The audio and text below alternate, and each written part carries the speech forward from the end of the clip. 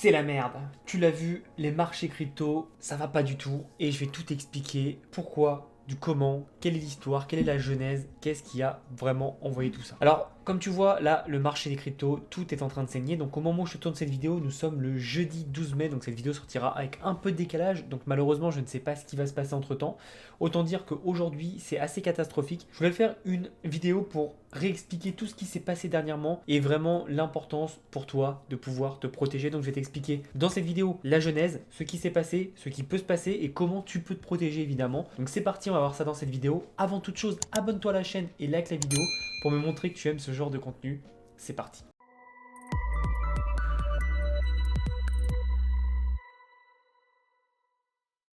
Donc au moment où je te tourne cette vidéo, nous avons le Bitcoin à 28 000. Je te le dis tout de suite, ça ne m'étonnerait pas qu'il a cherché les 22-24 000. Pourquoi? Je vais t'expliquer tout ça, mais aujourd'hui est un point critique, je pense, dans l'histoire des crypto-monnaies. J'en ai fait des bear markets, j'étais là en 2018, j'étais là en 2020, j'étais là après 2021, mai dernier, qui était un petit bear market, mais là ce qu'on se tape, c'est l'apocalypse. C'est l'apocalypse pourquoi? Tout simplement parce que tout est parti, premièrement, de l'UST. Alors l'UST qui est mon stablecoin à la base préféré. Pourquoi? Puisqu'on est sur un stablecoin qui est tout simplement décentralisé et backé par un algorithme et le Terra Luna. Terra Luna, au moment où je te fais cette vidéo, je t'en parle pas, je sais même plus où il est dans le classement, il est parti où? Ok, bon, Luna il est même plus là. Luna n'est même plus là.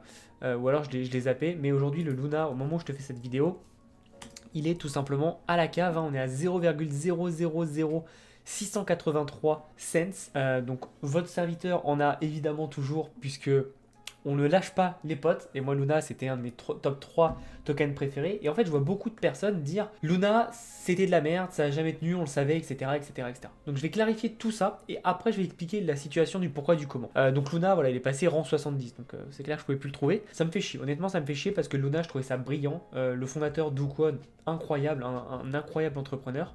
Et on a vraiment un Luna qui s'est qui s'est pété la gueule, hein, vraiment. On le tradait au plus haut à 116 dollars. C'est énorme et je sais qu'on a envoyé des ordres d'achat avec Crypto Hero à l'époque, puisque en vrai, ce qui s'est passé, c'est pas personne n'aurait pu le prédire. Et je vais vous expliquer pourquoi. Beaucoup de gens crachent sur Luna, mais en fait, ils se trompent. Ils crachent sur Encore qui est un protocole de l'UST, donc il y a un protocole de Terra Luna, donc de cette blockchain évidemment, mais c'est sur l'UST. En fait, c'était un UST qui backait à 20%. Et en gros, ça marchait comme une banque, sauf que le rendement était beaucoup trop haut par rapport au nombre d'apports qu'il y avait. Donc c'était un Ponzi déguisé, mais un Ponzi qui a tenu plus d'un an quand même. Donc très propre, et surtout, on voyait l'évolution de la trésorerie qui baissait petit à petit. Et en fait, ce qui s'est passé, et ça peu de personnes le savent, c'est pas un bug de Terra, c'est pas genre par magie ça s'est pété. Terra, c'est le truc le plus solide qu'il y a eu. Alors, ils ont eu des dépegs de temps en temps, mais 2 secondes après, c'était remis. Et c'était un des trucs les plus solides. En gros, comment marche Luna et l'UST? C'est très très simple. À chaque fois que de l'UST est créé, du Luna est burné en circulation. Donc si vous comprenez le processus, plus il y a d'UST, plus ton Luna coûte cher puisqu'il est plus rare. Et à l'inverse, c'est ce qui se passe actuellement, et c'est pour ça qu'il y a une énorme chute des prix.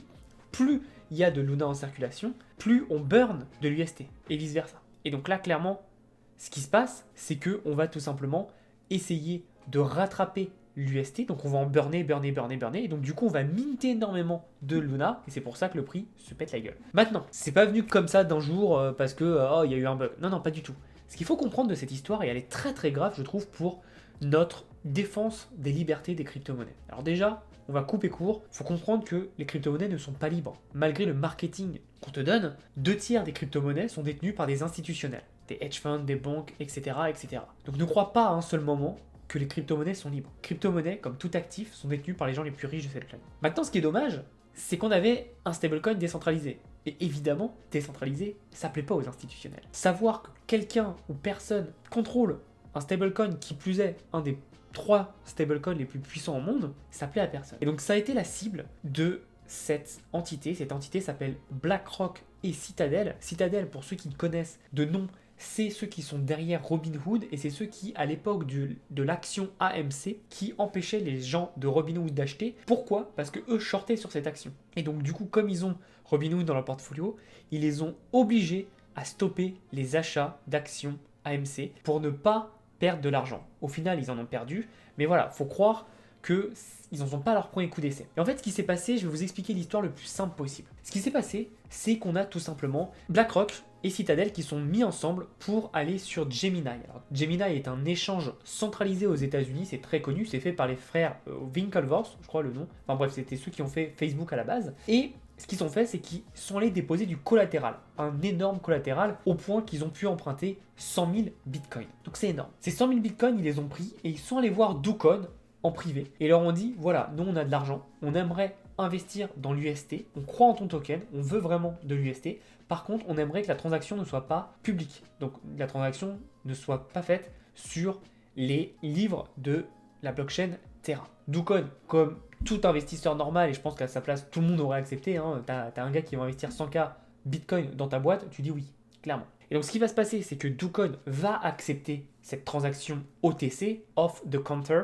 donc ça veut dire sous la table, tu vois, pas illégal, hein, c'est juste que c'est pas dans les public records, donc dans les books de trade de Terra. Et ce qui va se passer, c'est que du coup, il va leur donner des UST, ces UST qui vont shorter, et c'est ce qui va causer le dépeg. Le dépeg de l'UST va entraîner la chute du Luna, sauf que ce qu'il faut savoir, et là, c'est là où ils ont été très malins, c'est que derrière, vous avez DoCoin qui, dans la Luna Foundation, avait des bitcoins. Et donc, il a utilisé ces bitcoins pour remonter le cours du Terra, ce qui a fait forcément vendre des bitcoins en masse, puisqu'il en avait beaucoup, pour rattraper le cours, ce qui a fait que le cours du bitcoin s'est explosé, et on le voit, tout est corrélé. Et donc ce qui se passe, c'est qu'aujourd'hui, ces traders se sont fait entre 800 à 900 millions de dollars, avec, je crois, de ce que j'avais lu à droite à gauche, entre 100 à 150 millions de frais, entre le transfert qu'ils ont fait pour DoCoin, entre les transferts qu'ont coûté d'emprunter de l'argent chez Gemini, etc., etc.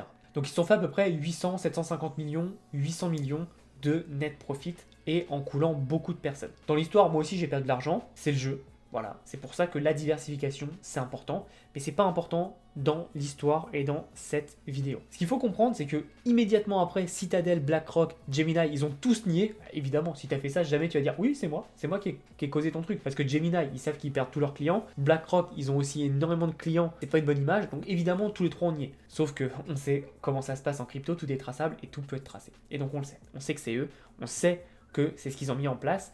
Et d'un côté, ça me fait chier, mais d'un côté, bien joué, quoi. Ils ont juste exploité une faille d'un individu et d'un homme. C'est aussi simple que ça. Maintenant, ce qu'il faut comprendre, c'est que pourquoi et comment ils ont fait ce crash. En fait, ce qui s'est passé, c'est que l'UST sur Terra n'a jamais dépeg à la base. Maintenant, évidemment que si, mais à la base, il n'a jamais dépeg. Le problème vient d'Ethereum. En gros, on était sur le protocole Curve et il y avait du Terra dans une Curve 3 pool. Donc c'était 3 autres stablecoins. Et ils sont passés dans une Curve 4 pool. Et en fait, au moment où ils ont fait le transfert, ils étaient short en liquidité, donc il leur manquait de la liquidité pour l'écosystème. Et c'est à ce moment précis que Citadel, BlackRock et leurs alliés ont attaqué. Et donc, ils ont envoyé toute la sauce et on voit ce qui s'est passé. Donc voilà un peu pour l'histoire. Comme ça permet de remettre le contexte. Donc tous les gens qui disent Luna c'est de la merde, j'ai toujours dit, l'UST c'est un Ponzi, etc. Pour moi, c'est pas totalement faux, mais c'est pas totalement vrai. L'UST c'est pas un Ponzi, l'UST c'est magnifique, mais encore l'était évidemment. Mais l'UST en soi en tant que tel, c'est juste génial. Maintenant il faut comprendre que pour moi, ce qui vient de se passer, c'est un avertissement des institutionnels en disant ne pensez pas que vous pouvez contrôler la monnaie, vous ne le pourrez jamais. Et moi c'est vraiment un message très clair qui a été passé. Donc là aujourd'hui, au moment où je tourne cette vidéo, on est le 12 mai, je sais pas ce qui va se passer, j'ai encore un peu d'espoir que l'UST va repartir, même si honnêtement, je pense même pas. Sachant qu'il faut quoi? Il faut savoir que donc le Luna est aux fraises et l'UST aujourd'hui est en guerre contre le PEG. Ils essayent de remonter, mais à chaque fois ils se font défoncer et c'est tellement fort qu'ils ont stoppé la blockchain Terra. Donc pour l'instant, au moment où je tourne cette vidéo, elle est stoppée. Elle n'est pas arrêtée pour de bon, mais elle est stoppée. Le temps de mettre un patch correctif pour sauver ça. Honnêtement, de mon avis maintenant, et là c'est la pure spéculation entre le moment où je tourne cette vidéo et le moment où vous allez la voir, mais je pense sincèrement que Luna en tant que tel est mort. L'UST, j'ai envie de dire qu'il est mort puisqu'il est forcément lié avec Luna, mais d'un autre côté je me dis, putain quand même, c'est trop puissant pour que ça puisse mourir comme ça. Donc honnêtement je sais pas trop à quelle sauce on va être mangé, mais je pense vraiment que Luna est mort. Par précaution et parce que je crois au protocole et parce que DoCoin m'a montré par le passé que c'était un très très bon entrepreneur, j'en garde et je vendrai pas. De toute façon, pour vendre à 0,04 centimes, ça ne sert plus à rien. J'ai quand même des bonnes dizaines de Luna, je vais les garder et puis on verra ce qui va se passer. Ça se trouve, un miracle va se passer, ou ça se trouve, Luna va tomber tout simplement et ça arrive et ça sera pas le premier coin, ça sera pas le dernier coin et c'est la vie. Donc voilà, je voulais vraiment vous faire une vidéo par rapport à ça. C'est galère. c'est vraiment chaud, mais en même temps, ça nous montre une leçon. S'il vous plaît, diversifiez-vous. Faites attention, formez-vous. Et nous, clairement, dans Crypto Hero, on a pas mal de personnes qui étaient exposées comme moi à l'UST, puisque la plupart font ce que je fais. Notre partie avait une bonne diversification. Et ce qu'il faut comprendre clairement, c'est que plus tu t'apprendras, plus tu te formeras et moins tu auras ce genre de problème. Alors évidemment, tu ne peux pas, là c'est vraiment un black swan, quoi. C'est un truc que tu ne peux pas le prévoir et ça arrive. Mais ce qu'il faut comprendre, c'est qu'en ayant de l'éducation, on est bien. Et là, moi, ce qu'il faut comprendre, c'est que je suis plutôt détente par rapport à ça. Pourquoi? Parce qu'en fait, ce qui se passe, c'est que là, on a un Bitcoin qui est tout simplement à 28 000 $. On a un Ethereum qui est à 1950 et c'est trop bien. C'est trop bien parce que tout ça, moi je suis en train de le farmer actuellement avec nos protocoles de stacking qu'on a mis en place. Je me sens pas en danger, je me sens juste en opportunité et évidemment j'ai racheté quand c'était bas. Et évidemment c'est le meilleur moment pour faire de l'argent. Je sais que c'est dur mentalement mais il faut se décorréler de ses émotions et c'est le moment parfait pour pouvoir racheter et pour pouvoir faire des bons profits quand ça va augmenter. Et là quand ça augmentera, tu vends et boum. Maintenant je vais te montrer une stratégie pour pouvoir te backer. La stratégie, c'est d'aller sur des stablecoins. Donc au moment où je te tourne cette vidéo, le Tether, il a douillé cette nuit. On voit, il est passé à 0,93 centimes. Il a vraiment douillé et à tel point que moi je dormais après une journée de travail, je me suis couché à 1h ou 2h du mat, sachant qu'on est en plein lancement actuellement pour l'ICO de Heroes of Arcane, donc on bosse beaucoup. Et je suis allé me coucher et toute mon équipe m'a appelé toute la nuit parce que le Tether était en train de dépayer et on a levé de l'argent en Tether. Donc il fallait protéger cet argent.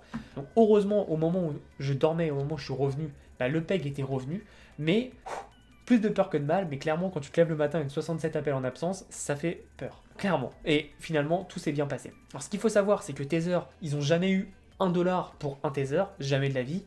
Ils ont beaucoup moins que ce qu'ils promettent, donc il faut faire attention à ça. Même si aujourd'hui tout le système crypto-monnaie est basé sur l'USDT, vous le savez, à chaque fois qu'il y a un transfert, il y a un échange à faire, ça se fait en USDT pour la plupart du temps. Vous avez l'USDC aussi. L'USDC, attention, ça appartient à Coinbase, c'est la fondation Circle, je crois. Il y a Coinbase dedans, et devinez qui y a? Oh, BlackRock, qui a réinvesti 400 millions en attendant. Donc faites attention à ça. Moi, je vous dis, les plus safe vont être tout simplement Binance BUSD, et il faut que je trouve, qui doit avoir bien monté, je pense, et qui va être la star des prochains stablecoins. Vous allez voir, c'est voilà, le Pax Dollar, l'USDP, pardon. Et ce qu'il faut savoir, c'est que le Pax Dollar et le Pax Gold, donc le Pax Dollar, c'est l'entreprise Paxos, et le Pax Gold également, et donc c'est backé un Pax Dollar, donc un USDP égale 1 dollar qu'ils ont backé en réserve, et le Gold c'est pareil, ils ont pareil. Mais ce que vous ne savez pas, et peu de personnes le savent, c'est que Paxos, c'est aussi ceux qui font le BUSD. Donc moi je vous conseille vraiment d'aller sur ces 3 stablecoins. Alors le Pax Gold, c'est pas un stablecoin, c'est un token qui est indexé au cours du dollar. Donc pensez pas à faire beaucoup de revenus avec, mais c'est toujours intéressant d'avoir un peu d'or dans votre portfolio. Et derrière, vous allez sur l'USDP, donc Pax Dollar, et le Binance USD, donc de BUSD. C'est toujours intéressant d'en avoir dans son portfolio, tout simplement parce que c'est aujourd'hui la société, pour moi, la plus legit. Alors après, attention, ça reste une société. Le 1 dollar égale un stablecoin, voilà. En tout cas, c'est ma façon de me protéger. Sinon, moi, aujourd'hui, qu'est-ce que j'ai fait? J'ai racheté du Bitcoin, j'ai racheté de l'Ethereum, j'ai racheté du BNB et j'ai racheté du Solana. Pourquoi? Parce que quand on a des prix comme ça, il faut en profiter. Et évidemment, tout ce que j'ai racheté, je le fais farmer. Donc comme ça, je crée en plus des tokens à bas prix. Et pensez ça, quand c'est le bear market, non seulement vous pouvez acheter à bas prix, mais vous pouvez aussi farmer à bas prix. Et c'est génial puisque vous avez créé toujours la même quantité de tokens. Par contre, ce qui est intéressant, c'est que ça va valoir beaucoup plus quand le marché va remonter. Donc voilà un peu pour cette vidéo qui était un peu longue, mais c'était très important de revenir sur ce qui vient de se passer. J'espère que vous l'aurez apprécié, j'espère que vous avez passé à l'action. Et si vous voulez vous former, n'hésitez pas à rejoindre Crypto Hero. C'est notre groupe qui nous permet d'éviter de grosses sueurs froides et de se protéger au maximum. Je vous souhaite une très belle journée et en attendant, passe à l'action. À bientôt.